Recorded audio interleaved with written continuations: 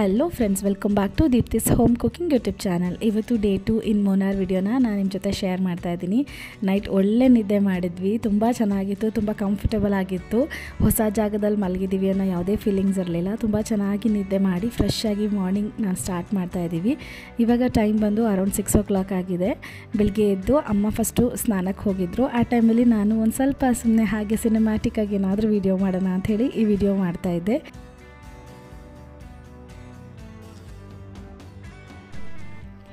ಇವಾಗ ನಾವೆಲ್ಲ ರೆಡಿಯಾಗಿಬಿಟ್ಟು ಬ್ರೇಕ್ಫಾಸ್ಟ್ಗೆ ಹೊರಟಿದ್ದೀವಿ. Time around 8 o'clock ಆಗಿತ್ತು. ಸೊ ಬ್ರೇಕ್ಫಾಸ್ಟ್ನ ಇವತ್ತು ನಾವು ಸ್ಟೇ ಆಗಿದ್ವಲ್ಲ ಅದೇ ಹೋಟೆಲಲ್ಲಿ ಮಾಡೋಣ ಅಂಥೇಳಿ ಮೇಲೆ ಡೈನಿಂಗ್ ಹಾಲ್ ಇದೆಯಲ್ಲ ಅಲ್ಲಿಗೆ ಹೋಗ್ತಾ ಇದ್ವಿ. ತುಂಬ ಅಂದರೆ ತುಂಬ ಚೆನ್ನಾಗಿತ್ತು ಬ್ರೇಕ್ಫಾಸ್ಟ್. ತುಂಬ ವೆರೈಟೀಸ್ ಇಟ್ಟಿದ್ರು. ಅವರು ಪರ್ ಹೆಡ್ ಇಷ್ಟು ಅಂತ ಚಾರ್ಜ್ ಮಾಡ್ತಾರೆ. ಬೊಫೆ ಸಿಸ್ಟಮಲ್ಲಿ ಇಟ್ಟಿದ್ರು.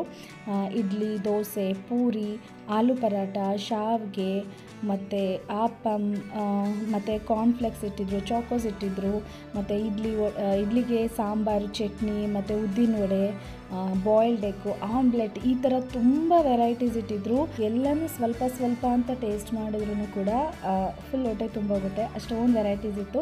ನನಗೆ ತುಂಬ ಖುಷಿ ಆಯಿತು. ಮಕ್ಕಳಿಗೂ ಕೂಡ ಇನ್ ಕೇಸ್ ಏನಾದರೂ ಅವ್ರು ಟಿಫನ್ ಬೇಡ ಅಂದರೆ ಬಾಯ್ಲ್ಡ್ ಎಗ್ ಇತ್ತು ಅಥವಾ ಆಮ್ಲೆಟ್ ಇತ್ತು. ಟೀ, ಕಾಫಿ ಮತ್ತು ಹಾಲು ಅಷ್ಟೇ, ನಮ್ಗೆ ಯಾವ್ದು ಬೇಕೋ ಅದನ್ನು ಹಾಕ್ಕೊಡ್ತಾರೆ. ಈ ಥರ ಬೂಸ್ಟ್ ಬೇಕಾ ಆ ಥರ ತುಂಬ ಅಂದರೆ ತುಂಬ ಖುಷಿ ಆಯಿತು. ನಮಗೆ ಬ್ರೇಕ್ಫಾಸ್ಟ್ ಅಂತೂ ವೆರಿ ಸ್ಯಾಟಿಸ್ಫೈಡ್. ನಾವು ಒಳ್ಳೆ ಬ್ರೇಕ್ಫಾಸ್ಟ್ನ ಮುಗಿಸ್ಕೊಂಡು ಅದಾದಮೇಲೆ ನಾವು ಹೊರಗಡೆ ಹೋಗೋಣ, ನಾವೇನು ಪ್ಲೇಸಸ್ ನೋಡೋಕೆ ಹೊರಡಬೇಕಿತ್ತು ಅಲ್ಲಿಗೆ ಹೊರಟ್ವಿ.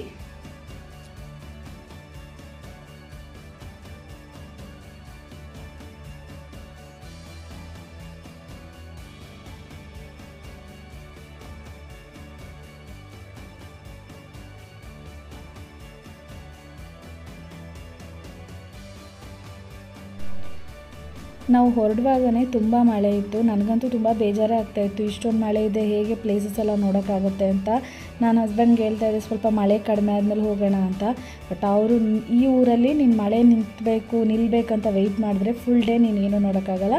ಈ ಊರಲ್ಲಿ ಮಳೇಲಿ ನೆನೀತಾ ಇರಬೇಕು, ಪ್ಲೇಸಸ್ನ ನೋಡ್ತಾ ಇರಬೇಕು ಅಂತ ಅಂದ್ಬಿಟ್ಟು ಸರಿ ಬನ್ನಿ ಅಂತ ಕರ್ಕೊಂಡು ಹೊರಟರು. ನಾವು ಹೋಗ್ತಾ ಇದ್ದೀವಿ. ಹೋಗುವಾಗನೇ ಇದಕ್ಕಿದ್ದಂಗೆ ಮಳೆ ನಿಂತೋಯ್ತು. ಅವತ್ತು ಯಾವ ರೀತಿ ಇತ್ತಂದರೆ ನಾವು ಯಾವ್ಯಾವ ಪ್ಲೇಸಿಗೆ ಹೋಗ್ತಾ ಇದ್ವಿ ಅಲ್ಲೆಲ್ಲರೂ ಮಳೆ ಇರ್ತಿರ್ಲಿಲ್ಲ. ಮುಗಿಸ್ಕೊಂಡು ನಾವು ಮತ್ತೆ ಕಾರ್ ಹತ್ತೋ ಟೈಮಲ್ಲಿ ಮತ್ತೆ ಮಳೆ. ನಾವು ಫಸ್ಟ್ ಹೋಗಿದ್ದ ಪ್ಲೇಸ್ ಬಂದು ಎರಾವಿಕುಲಂ ನ್ಯಾಷನಲ್ ಪಾರ್ಕ್. ಅದನ್ನು ಎಲ್ಲರೂ ಅದೇ ಹೇಳಿದ್ರು, ಫಸ್ಟ್ ಅದನ್ನು ಕವರ್ ಮಾಡಿಬಿಡಿ ಯಾಕಂದರೆ ತುಂಬ ಟೈಮ್ ತೊಗೊಳ್ಳೋದೆ ಆ ಪ್ಲೇಸ್ ಅಂತ. ಸೊ ನಾವು ಬೆಳಿಗ್ಗೆನೇ ಅಲ್ಲಿಗೆ ಫಸ್ಟ್ ಹೋದ ತಕ್ಷಣ ಅಲ್ಲಿ ಟಿಕೆಟ್ ತೊಗೊಂಡ್ವಿ. ಅಲ್ಲಿ ಟಿಕೆಟ್ ತೊಗೊಂಡ್ಮೇಲೆ ಸಪ್ರೇಟಾಗಿ ಟಿಕೆಟ್ ತೊಗೊಂಡ್ರೆ ಅಲ್ಲಿ VR ಶೋ ಕೂಡ ತೋರಿಸ್ತಾರೆ. ಅಂದರೆ ನಾವು ಅಲ್ಲಿ ಕೆಲವೊಂದಷ್ಟು kilometers like around within 10 kilometers ತನಕ ಅಷ್ಟೇ ನಾವು ಹೋಗೋಕ್ಕಾಗೋದು. ಬಟ್ ಅಲ್ಲದೆ ಇನ್ನೂ 90 kilometersಗಿಂತ ಜಾಸ್ತಿ ಪ್ಲೇಸ್ ಒಳಗಡೆ ಫಾರೆಸ್ಟ್ ಇದೆ, ಅಲ್ಲಿಗೆ ಯಾರಿಗೂ ಹೋಗೋಕ್ಕಾಗಲ್ಲ ಅಂಥೇಳಿ ಇವರು ಡ್ರೋನಿಂದ ಒಂದಷ್ಟು ವೀಡಿಯೋಸ್ನ ಕ್ಯಾಪ್ಚರ್ ಮಾಡಿದ್ದಾರೆ. ಅದನ್ನೆಲ್ಲ VR ಶೋ ಥರ ತೋರಿಸ್ತಾರೆ. ಸೊ ಆ ಪ್ಲೇಸ್ಗೆ ನಾವು ಫಸ್ಟು ಹೋಗಿದ್ದು. ಅಲ್ಲಿ 3D ನೋಡುವಾಗ ತುಂಬ ಅಂದರೆ ತುಂಬ ಚೆನ್ನಾಗಿತ್ತು. ನಾವು ಹೊರಗಡೆ ನೋಡೋದಕ್ಕಿಂತ 2 3 ಒಳ್ಳೆ ಇದು ನೇಚರ್ನ ಒಳ್ಳೆ ವ್ಯೂನ ನಾವು ಆ 3D ಇದರಲ್ಲಿ ನೋಡ್ಬೋದು. ನೀವೇನಾದರೂ ಮೂನಾರ್ಗೆ ಹೋಗೋದಾದರೆ ಖಂಡಿತ ಈ ಪ್ಲೇಸ್ನ ಮಿಸ್ ಮಾಡದೆ ನೋಡಿ. ರಾಜಮಲೈ ಅಂತ ಕೂಡ ಈ ಪ್ಲೇಸ್ನ ಕರೀತಾರೆ. ಅದರಲ್ಲೂ ಈ VR ಶೋನ ನೋಡೋದನ್ನ ಮಿಸ್ ಮಾಡಲೇಬೇಡಿ. ಈ ಮೂನಾರಲ್ಲಿರೋ ಪ್ಲೇಸಸಲ್ಲಿ ಶೋ ಸ್ಟಾಪರ್ ಅಂದರೆ ಇದೇ ಪ್ಲೇಸ್ ರಾಜಮಲೈ. ಸೊ ಮರಿದೆ ಈ ಪ್ಲೇಸ್ನ ಮೂನಾರ್ಗೆ ಹೋದರೆ ವಿಸಿಟ್ ಮಾಡಿ. ನೀರು ಮತ್ತೆ ಡಾಲ್ ಕಾಣ್ತಿದ್ಯಾ? ಡಾಲ್ ಕಾಣ್ತಾ ಇದೆಯಾ? ಇನ್ನೇನಿದೆ?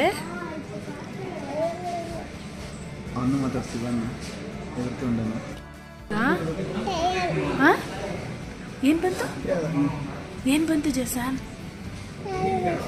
ಆನಿಮಲ್ಸ್ ಬಂತಾ? ಎಲಿಫೆಂಟ್ ಬಂತು. ಹೌದಾ? ಹಾಯ್ ಮಾಡು ಅದಕ್ಕೆ. ಇನ್ನೇನು ಬಂತು ಜೇಸನ್?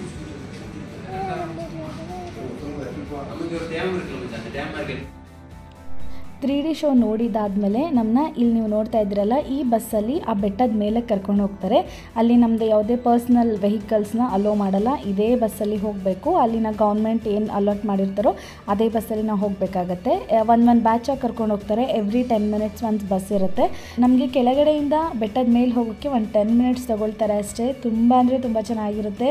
ಪೂರ್ತಿ ಟೀ ಎಸ್ಟೇಟ್ ನಿಮಗೆ ಕಾಣಿಸೋದು. ಎಷ್ಟು ಒಳ್ಳೆ ವ್ಯೂ ಇರುತ್ತೆ ಅಂತಂದರೆ, ನಾವು ಸುಮ್ಮನೆ ಏನೋ ಸಿನಿಮ್ಯಾಟಿಕ್ ಆಗಿ ನೋಡ್ತೀವಲ್ವ, ಅದೇ ರೀತಿ ತುಂಬ ಅಂದರೆ ತುಂಬ ಚೆನ್ನಾಗಿತ್ತು. ದೂರದಲ್ಲಿ ಬರೋ ವೆಹಿಕಲ್ಸ್ ಎಲ್ಲ ನೀವು ಅಲ್ಲಿ ನೋಡ್ತಾ ಇದ್ದೀರಾ, ಪುಟ್ಟದಾಗಿ ಕಾಣಿಸುತ್ತೆ, ಒಳ್ಳೆ ಇರುವೆ ಥರ ಕಾಣಿಸುತ್ತೆ, ಅಷ್ಟು ಚೆನ್ನಾಗಿರುತ್ತೆ. ಜೊತೆಗೆ ನಾವು ತುಂಬ ಮೇಲೆ ಹೋಗೋದ್ರಿಂದ ಕೆಳಗಡೆ ಇರೋದೆಲ್ಲ ತುಂಬ ಪುಟಾಣಿ ಕಾಣಿಸುತ್ತೆ. ಬೆಸ್ಟ್ ರೈಡ್ ಅಂತ ಹೇಳ್ತೀನಿ. ಈ ಟೀ ಪ್ಲಾಂಟೇಶನ್ಸ್ ಎಲ್ಲ ನೋಡ್ತಾ ಇದ್ದರೆ ಇದು ರಿಯಲಾ ಅಥವಾ ಏನಾದರೂ ಬಟ್ಟೆ ಅಥವಾ ಆರ್ಟಿಫಿಷಿಯಲ್ ಗ್ರಾಸ್ದು ಮ್ಯಾಟ್ ಬರುತ್ತಲ್ವ, ಅದನ್ನೇನಾದರೂ ಹಾಕಿದಾರಾ ಅಂತ ಅನಿಸುತ್ತೆ. ಅಷ್ಟು ಈವನ್ ಆಗಿ ಅಷ್ಟು ಚೆನ್ನಾಗಿ ಕಾಣಿಸುತ್ತೆ. ನಿಜವಾಗ್ಲೂ ನೋಡಲಿಕ್ಕೆ 2 ಕಣ್ಣು ಸಾಕಾಗಲ್ಲ, ಅಷ್ಟು ಚೆನ್ನಾಗಿತ್ತು. ನಾವು ಈ ಥರ ಅಪರೂಪಕ್ಕೆ ಹೋಗಿ ಪ್ಲೇಸಸ್ ವಿಸಿಟ್ ಮಾಡಬೇಕಂದ್ರೆ ಮಳೆ, ಚಳಿ, ಗಾಳಿ ಅಂತ ಯೋಚನೆ ಮಾಡ್ತೀವಿ. ಆದರೆ ಅಲ್ಲಿ ಟೀ ಎಸ್ಟೇಟಲ್ಲಿ ಕೆಲಸ ಮಾಡೋವಂಥವ್ರು ನಿಜವಾಗ್ಲೂ ಪಾಪ ಅನಿಸುತ್ತೆ. ಎಷ್ಟು ಮಳೆ, ಚಳಿ ಇದ್ರೂ ಕೂಡ ಅಲ್ಲಿ ಕೆಲಸ ಮಾಡಲೇಬೇಕು. ಒಬ್ಬೊಬ್ಬರು ಜೀವನ ನಡೆಸೋಕ್ಕೆ ಎಷ್ಟೆಲ್ಲ ಕಷ್ಟಪಡ್ತಾರಲ್ವ ಅಂತ ಅದು ಏನೋ ಖುಷಿಯಾಗಿರುವಾಗ ಅದೊಂದು ನೋಡಿದಾಗ ಎಲ್ಲೋ ಒಂದು ಕಡೆ ಬೇಜಾರಾಗುತ್ತೆ. ಬಟ್ ಅವರೆಲ್ಲರಿಗೂ ನಿಜವಾಗ್ಲೂ ಹ್ಯಾಟ್ಸ್ ಆಫ್. ಈಗ ನೀವೇನು ನೋಡ್ತಿದ್ದೀರಾ, ಇಲ್ಲಿ ಕೆಳಗಡೆ ಪೂರ್ತಿ ಟೀ ಪ್ಲಾಂಟೇಶನ್ಸ್ ಇದೆ, ಜೊತೆಗೆ ಮನೆಗಳೆಲ್ಲ ಇದೆ. ಬಟ್ ಫುಲ್ ಮಿಸ್ಟ್ ಇದ್ದಿದ್ದರಿಂದ ಏನೂ ಕಾಣಿಸ್ತಾ ಇಲ್ಲ. ಜೊತೆಗೆ ಈ ಒಂದು ಪ್ಲೇಸ್ನ ಹೈಲೈಟೇ ಬಂದು ಈ ಫಾಲ್ಸ್. ಇದನ್ನು ನಾವು ಬರುವಾಗ ತುಂಬ ಮೇಲೆ ನೋಡ್ತೀವಿ, ಎಷ್ಟು ಚಿಕ್ಕದಾಗಿ ಕಾಣಿಸುತ್ತೆ ದೂರದಿಂದ. ಬಟ್ ಅದೇ ಫಾಲ್ಸ್ ಹತ್ತಿರ ಹೋಗ್ತೀವಿ, ನಾವೇನಾದರೂ ಬಸ್ಸಿಂದ ಕೆಳಗೆ ಇಳೀತು ಅಂತಂದರೆ ಆ ಫಾಲ್ಸ್ನ ಕೈಯಿಂದ ಮುಟ್ಬೋದು. ಅಷ್ಟು ಹತ್ತಿರದಲ್ಲಿ ನಮಗೆ ಕರ್ಕೊಂಡೋಗಿ ಇದನ್ನ ತೋರಿಸ್ತಾರೆ.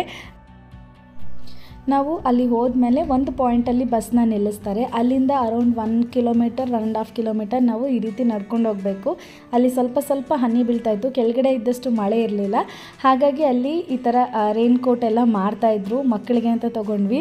ತುಂಬ ಚೆನ್ನಾಗಿತ್ತು. ನಾವು ಫಸ್ಟ್ ಟೈಮ್ ಹೋದಾಗ ಕೂಡ ಇದೇ ಥರ ಇತ್ತು. ಆದರೆ ಸೆಕೆಂಡ್ ಟೈಮ್ ಹೋಗುವಾಗ ಇನ್ನೂ ಮೆಮರೀಸ್ ಜಾಸ್ತಿ, ತುಂಬ ಚೆನ್ನಾಗಿತ್ತು. ಒಂದು ಸ್ವಲ್ಪ ಹೊತ್ತಾದಮೇಲೆ ನೀವು ನೋಡ್ತಾ ಇದ್ದೀರಲ್ಲ ಹೇಗೆ ಎಲ್ಲ ಮೋಡ ಎಲ್ಲ ಹೋಗ್ತಾ ಇದೆ ಅಂತ. ಇದೇ ಪ್ಲೇಸ್ನ ನಾವು ಆಗಲೇ ನೋಡಿದ್ದು ಕಂಪ್ಲೀಟಾಗಿ ವೈಟ್ ಇತ್ತು. ಬಟ್ ನಾವು ಹೋಗಿದ್ದು ನಿಜವಾಗ್ಲೂ ಬೆಸ್ಟ್ ಟೈಮ್ ಅಂತ ಹೇಳ್ಬೋದು.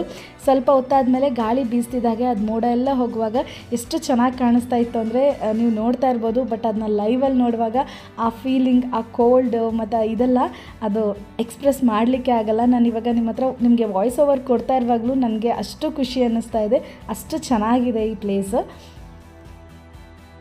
ಇದಾದಮೇಲೆ ನಾವು ಮೇಲ್ಗಡೆ ಒಂದಷ್ಟು ಫೋಟೋಸ್ ಎಲ್ಲ ತೊಗೊಂಡ್ವಿ, ವೀಡಿಯೋಸ್ ಎಲ್ಲ ತೊಗೊಂಡ್ವಿ. ಅದಾದಮೇಲೆ ಮತ್ತೆ ವಾಪಸ್ ಕೆಳಗಡೆ ಬಂತು ಅಂತಂದರೆ ನಮಗೆ ಅಲ್ಲೇ ಒಂದು ಕೆಫಿಟೇರಿಯಾ ಥರ ಇದೆ. ಅಲ್ಲಿ ನಮಗೆ ಕಾಫಿ, ಟೀ ಮತ್ತು ಕಾರ್ನು, ಪಪ್ಸ್ ಈ ಥರ ಒಂದಷ್ಟು ಸ್ನ್ಯಾಕ್ಸ್ ಎಲ್ಲ ಸಿಗುತ್ತೆ. ಅಲ್ಲಿ ಚಳಿ ಹೋಗಿ ಬರ್ತೀವಲ್ವ, ಆವಾಗ ಇದೆಲ್ಲ ತಿನ್ನೋಕ್ಕೆ ತುಂಬ ಚೆನ್ನಾಗಿರುತ್ತೆ. ಅದರಲ್ಲಿ ಬೆಸ್ಟ್ ಅಂತಂದರೆ ಬನಾನಾ ಕೇಕ್. ನನ್ನ ಹಸ್ಬೆಂಡ್ ವೆಯ್ಟ್ ಮಾಡಿ ತೊಗೊಂಡಿದ್ದಂಥದ್ದು. ಸೊ ತುಂಬ ಚೆನ್ನಾಗಿತ್ತು. ಅಲ್ಲೆಲ್ಲ ತಿಂದ್ಕೊಂಡು ಮತ್ತೆ ಬಸ್ ಅಲ್ಲಿಗೆ ಬರುತ್ತೆ. ಬಸ್ಸಲ್ಲೇ ನಾವು ಮತ್ತೆ ಅವರು ಕರ್ಕೊಂಡು ಬಂದು ಕೆಳಗಡೆ ಅದೇ ಪ್ಲೇಸಲ್ಲಿ ನಮ್ಮನ್ನ ಡ್ರಾಪ್ ಮಾಡ್ತಾರೆ. ಇದು ಮುಗಿಸ್ಕೊಂಡು ನಾವು ನೆಕ್ಸ್ಟ್ ಹೋಗಿದ್ದ ಪ್ಲೇಸು ಎಲಿಫೆಂಟ್ ಪಾರ್ಕ್. ಅಲ್ಲಿ ಬಂದು ಒಂದಷ್ಟು ಸಾಕು ಆನೆಗಳಿರುತ್ತೆ. ನಾವು ಅಲ್ಲಿ ಹೋಗಿ ಎಲಿಫೆಂಟ್ ರೈಡ್ ಹೋಗ್ಬೋದು, ಜೊತೆಗೆ ಎಲಿಫೆಂಟ್ಗೆ ಫೀಡ್ ಕೂಡ ಮಾಡ್ಬೋದು. ಮಕ್ಕಳಿರೋದ್ರಿಂದ ಅವ್ರು ಖುಷಿ ಪಡ್ತಾರೆ ಅನ್ನೋದಕ್ಕೋಸ್ಕರ ನಾವು ಅಲ್ಲಿಗೆ ಹೋಗಿದ್ವಿ.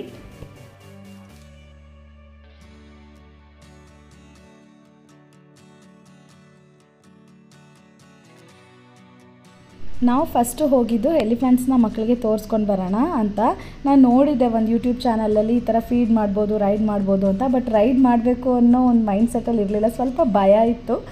ಜಸ್ಟ್ ಫೀಡ್ ಮಾಡಿ ಬರೋಣ ಎಲಿಫೆಂಟ್ಗೆ, ನೋಡೋಣ ಅಂತ ಹೇಳಿ ಹೋಗಿದ್ದು. ಆಮೇಲೆ ಅಲ್ಲಿ ಕೆಲವ್ರನ್ನ ನೋಡಿ ಇಲ್ಲ ಹೋಗೋಣ, ಅಷ್ಟೊಂದೇನು ಭಯ ಆಗಲ್ಲ ಅಂತ ಹೇಳಿ ಹೋಗಿದ್ವಿ.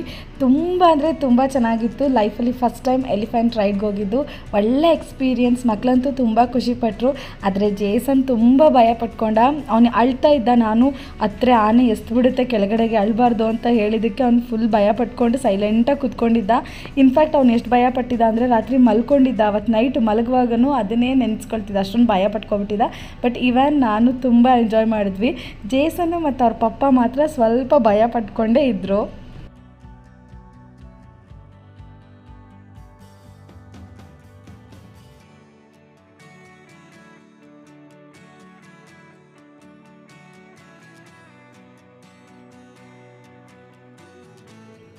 ಬಟ್ ಒಂದೇ ಒಂದು ಡಿಸ್ಅಡ್ವಾಂಟೇಜ್ ಏನಂದರೆ ಈ ಪ್ಲೇಸಲ್ಲಿ ನಮಗೆ ಫೋಟೋಸ್ ಮತ್ತು ವೀಡಿಯೋಸ್ ಎಲ್ಲ ಅಲೋ ಮಾಡಲ್ಲ.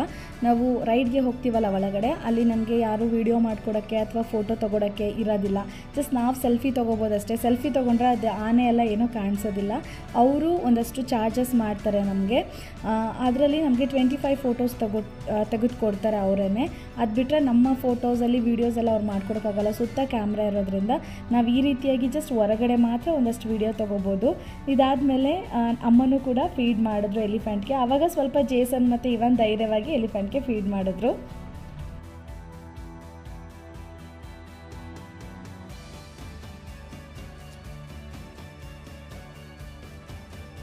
ಇದನ್ನು ಮುಗಿಸ್ಕೊಂಡು ನೆಕ್ಸ್ಟು ಬರುವಾಗ ನಾವು ರೋಸ್ ಗಾರ್ಡನ್ಗೆ ಹೋಗಿದ್ವಿ.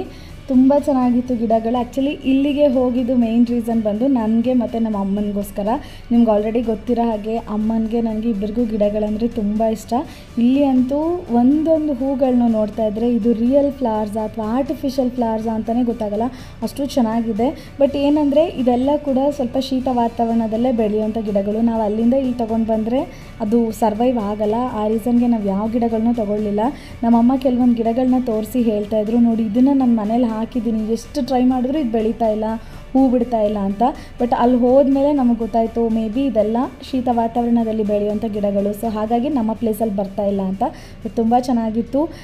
ಎಷ್ಟು ಯಾವ್ಯಾವ ರೀತಿ ಹೂ ಇತ್ತಂದರೆ ನಾವೀಗ ಜಸ್ಟ್ ಡ್ರಾಯಿಂಗ್ ಪೇಂಟಿಂಗ್ ಎಲ್ಲ ಮಾಡ್ತಾರಲ್ಲ, ಜಸ್ಟ್ ಲೈಕ್ ಇಮ್ಯಾಜಿನ್ ಮಾಡಿಕೊಂಡು ಕೆಲವೊಂದಷ್ಟು ಆ ರೀತಿಯಾಗಿ ಬೆಲ್ಸ್ ಥರ ಒಳಗಡೆ ಏನೇನೋ ಒಂದು ಡಿಫ್ರೆಂಟ್ ಹೂಗಳು ತುಂಬ ಚೆನ್ನಾಗಿತ್ತು.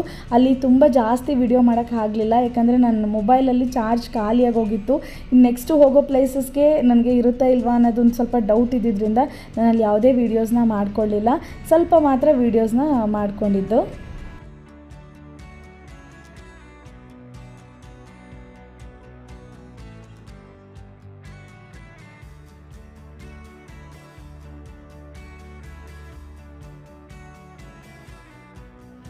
ನನಗೆ ಅಲ್ಲಿ ಪರ್ಸ್ನಲಿ ತುಂಬ ಅಟ್ರ್ಯಾಕ್ಟ್ ಆಗಿದ್ದ ಫ್ಲವರ್ ಬಂದು ಇದು ತುಂಬ ಇಷ್ಟ ಆಯಿತು. ಇದಕ್ಕಿಂತ ಇನ್ನೂ ಡಿಫ್ರೆಂಟಾಗಿತ್ತು, ಬಟ್ ಇದೇನೋ ನಂಗೆ ತುಂಬ ಇಷ್ಟ ಆಯಿತು. ಒಂದು 3 ಡಿಫ್ರೆಂಟ್ ಕಲರ್ಸಲ್ಲಿ ಈ ಫ್ಲವರ್ಸ್ ಇತ್ತು, ತುಂಬ ಚೆನ್ನಾಗಿತ್ತು. ಗಿಡಗಳನ್ನ ಇಷ್ಟಪಡೋವಂಥವ್ರು, ಈ ಥರ ಹೂಗಳು ಗಿಡಗಳ ಬಗ್ಗೆ ಗಾರ್ಡನಿಂಗ್ ಬಗ್ಗೆ ಇಂಟ್ರೆಸ್ಟ್ ಇರೋರು ನಾವು ಈ ಪ್ಲೇಸ್ನ ಖಂಡಿತ ವಿಸಿಟ್ ಮಾಡ್ಬೋದು, ತುಂಬ ಖುಷಿಯಾಗುತ್ತೆ.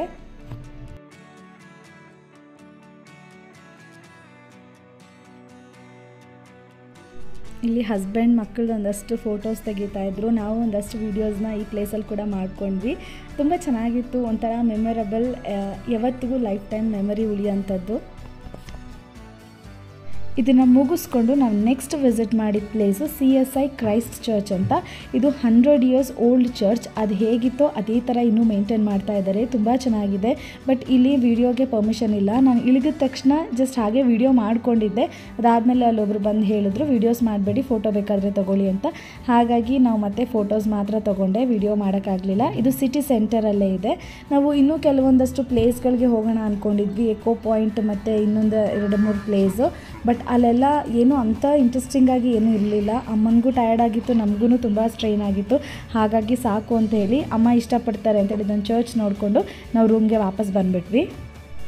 ರೂಮಿಗೆ ಬಂದ ತಕ್ಷಣ ಸಿಕ್ಕಾಬಟ್ಟೆ ಟಯರ್ಡ್ ಅನಿಸ್ಬಿಡ್ತು ನಮಗೆ. ಅಲ್ಲಿದ್ದಕ್ಕಿಂತ ರೂಮಿಗೆ ಬಂದಮೇಲೆ ಇನ್ನೂ ತುಂಬ ಟಯರ್ಡ್ ಅನಿಸ್ತು. ಮತ್ತೆ ಎದ್ದು ಎಲ್ಲಿಗೂ ಹೋಗೋಕ್ಕೆ ಮನಸ್ಸಾಗಲಿಲ್ಲ. ಹಾಗಾಗಿ ನಾವು ಮತ್ತೆ ಎಲ್ಲಿಗೂ ಹೋಗಲಿಲ್ಲ, ಹಾಗೆ ರೂಮಲ್ಲೇ ರೆಸ್ಟ್ ಮಾಡಿದ್ವಿ.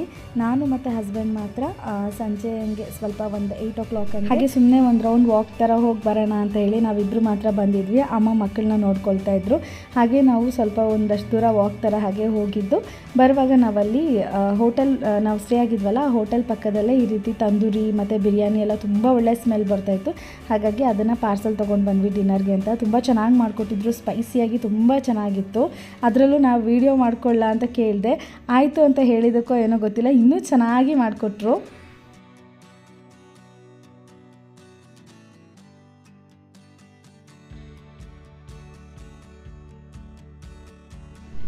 ಇದೆಲ್ಲ ತಗೊಂಡು ನಾವು ಮತ್ತೆ ವಾಪಸ್ ರೂಮ್ ಕಡೆಗೆ ಹೊರಟ್ವಿ. ಸೊ ನಮ್ಮ ಸೆಕೆಂಡ್ ಡೇ ಮುನ್ನಾರಲ್ಲಿ ಈ ರೀತಿ ಇತ್ತು. ನಿಮಗೆ ಈ ವಿಡಿಯೋ ಇಷ್ಟ ಆಗಿದೆ ಅಂತ ಅಂದ್ಕೊಳ್ತೀನಿ. ನಿಮಗೆ ಈ ವಿಡಿಯೋ ಇಷ್ಟ ಆಗಿದರೆ ಪ್ಲೀಸ್ ನನ್ನ ಚಾನಲ್ನ ಲೈಕ್ ಮಾಡಿ, ಶೇರ್ ಮಾಡಿ, ಹಾಗೆ ಸಬ್ಸ್ಕ್ರೈಬ್ ಮಾಡ್ಕೊಳ್ಳಿ. ನಮ್ಮನ್ನು ಇನ್ನೊಂದು ಇಂಟ್ರೆಸ್ಟಿಂಗ್ ಆಗಿರೋ ವಿಡಿಯೋ ಅಥವಾ ಇನ್ನೊಂದು ಇಂಟ್ರೆಸ್ಟಿಂಗ್ ಆಗಿರೋ ರೆಸಿಪಿ ಜೊತೆ ಮೀಟ್ ಮಾಡ್ತೀನಿ. ಅಲ್ಲಿವರೆಗೂ ಬಾಯ್.